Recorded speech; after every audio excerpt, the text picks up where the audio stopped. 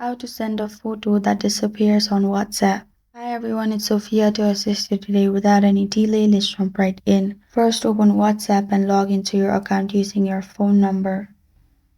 Then click on the chat you want to send disappearing photo in.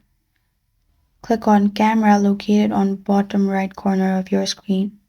Select any image or take a picture. Then you will find one option located on bottom right of a green arrow. Click on that.